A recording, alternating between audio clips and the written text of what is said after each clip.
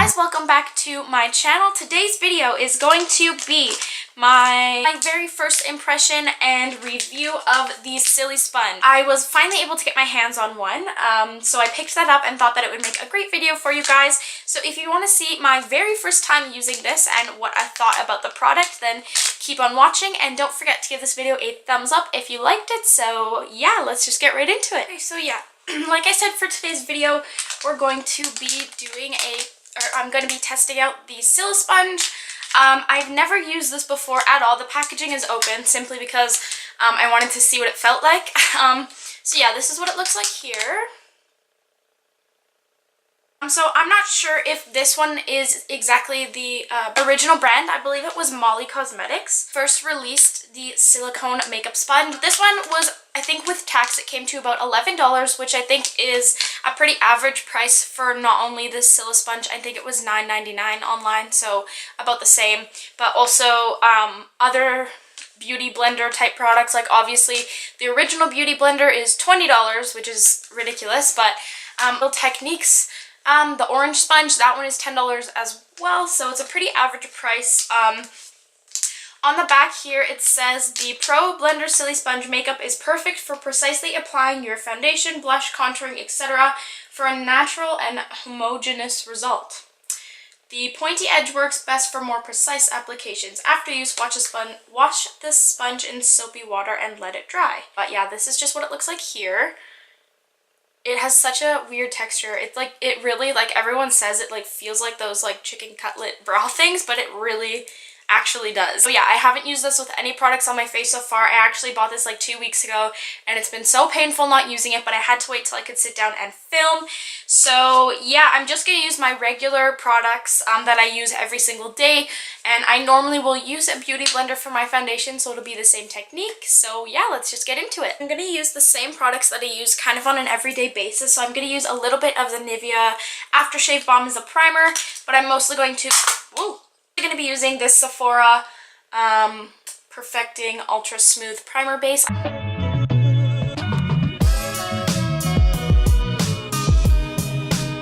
I just take like a little amount of this primer. I'm gonna focus that on my problem areas, so like my pores. I have some fine lines on my forehead and on my chin. The foundation that I've been using every single day is my L'Oreal True Match Lumi foundation. It's a little bit of a lighter coverage foundation, but it is buildable, and I am in the shade W12. So the way that I like to apply my foundation is I'll like put some on my finger and like swipe it onto my face. I'm actually quite nervous to try this. I've heard a lot of good reviews, but also some bad ones. So I've just got another little mirror here so I can kind of see what I'm doing. Here we go, I guess. It does pick up some of the product on here, but that seems less than an actual sponge that would soak up the product. I don't know if you guys can tell, but it's not really see-through anymore.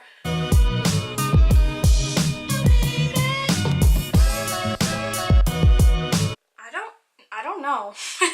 It feels weird. It's like hard. It's like hitting yourself in the face with something kind of hard. It's kind of an awkward shape. Like I feel like it's almost too small, too skinny for me to hold properly in my hands. So I don't know how much of a difference you guys can see so far. I've still only done the one cheek of my face.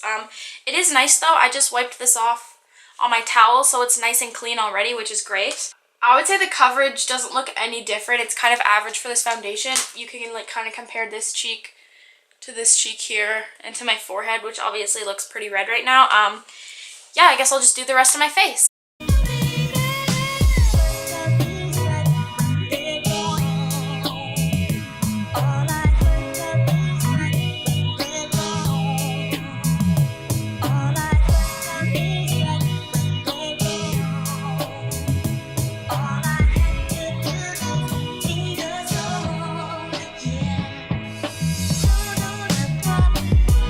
So my foundation is done. It's pretty dirty looking.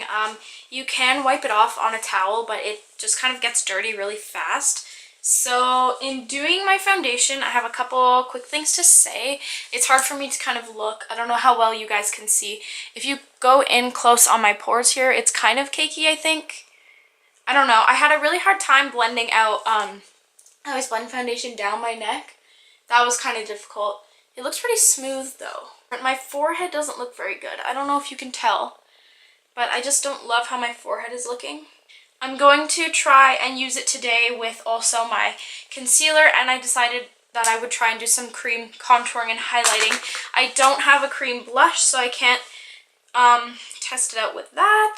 As I've just gone back now and kind of blended over my forehead again, it looks better. I do have quite a bit of texture on my forehead right now. I've been breaking out a little bit lately, so that could of course be contributing to it. Okay, so I think we're going to try cream contouring first. So I just have my Anastasia Beverly Hills cream contour kit in the shade Light. Normally how I would use this product is I apply it with this little flat kind of concealer brush here, and then I blend it out with a like, what's the word? A stiff foundation brush. Yeah, I use the Real Techniques Expert Face Brush or whatever it's called. So I'm just going to take the shade Java with a little bit of light sculpt, so the two lighter shades here, and I'm going to apply those kind of where I always do.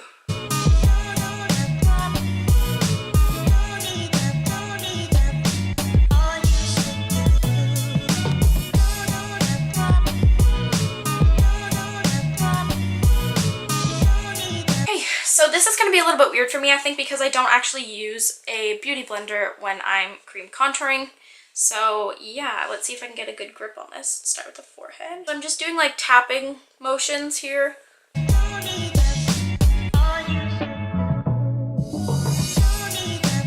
Again, I love that you can wipe it off pretty easily. I've been finding that the flatter side is a little bit easier for me to use. I don't know why.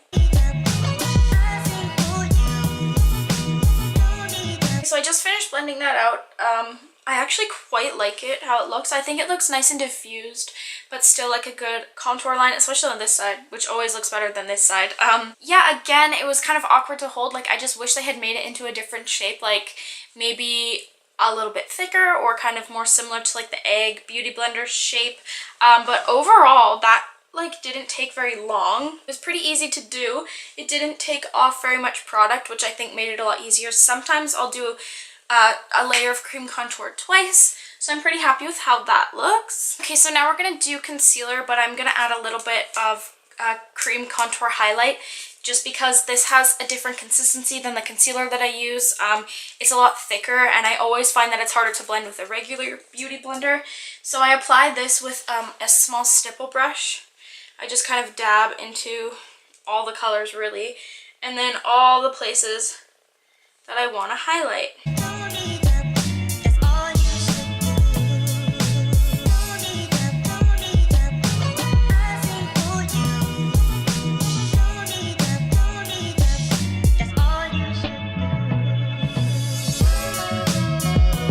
I think I'm going to try using, like, if you can tell there's a flat side here and then a rounded side, I think I'm going to try and use the edge along my nose.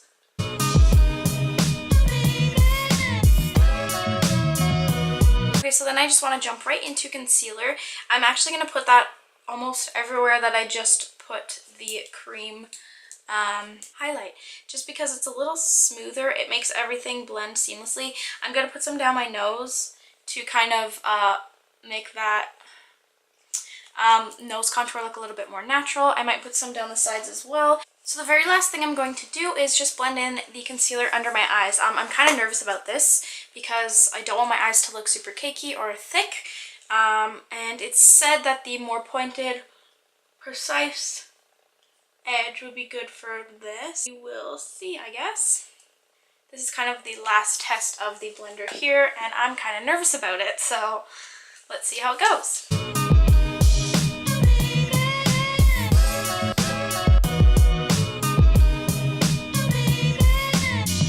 Okay, so for some reason it did seem to blend out my concealer quite as well. That took a little bit of work. So far, pretty good though. There's just those few couple things that I mentioned, but I don't know how well you guys can see my face. I kind of looked back at some of the footage and the lighting doesn't do me any justice today, but so if you guys can kind of tell, I do look quite nice. Like, it provided good coverage. It didn't take any of the product off. My face feels a little bit thicker than usual, which I think is part of the silicone sponge not soaking up any of the product. So I'm going to quickly go and finish getting ready, and then I will give you guys my final thoughts. So all my makeup is now done, and it is time for final thoughts. As you could tell, I put on a fair bit of makeup today. I will say everything applied really nicely. When I went up to like my desk, my vanity, where I always do my makeup, and was in like my regular lighting, my filming lighting always messes me up. I can't really tell how things are properly. When I went up and looked at myself in that lighting, I thought that my skin actually looked quite nice. Everything seemed like really smooth. My pores were covered up nicely. They still are now. I don't know if you guys are able to tell on camera. The only thing I will say was I could tell that there was some product in like my fine lines underneath my eyes, so I did have to blend that out again. And I did a little bit of baking underneath my eyes today, but if you guys, I'll give you a couple close-up shots, but I don't know if you guys can tell. My forehead looks a lot better after I finish blending that out. My cheek makeup, everything I think looks so like seamless today. It does feel a little bit heavier than normal just because lately I've been quite busy doing really fast kind of makeup, just a light foundation. I haven't done this much makeup in a little while actually, but the coverage that this gave was actually really nice. I don't know if you guys remember, but I was using the True Match Lumi foundation, which I don't know if it says. I'm pretty sure that this is just, it's a luminous foundation obviously, like that, and I even mentioned I didn't think that it had that much coverage. This I think helped to improve the coverage of the foundation because I did use 2 layers as I normally do, but I still think that the coverage that I have now is a little bit thicker. It's nicer. I'm not unhappy at all with the final result. So the only things that I would say I have to dislike about this is the shape. It was so hard to hold blending.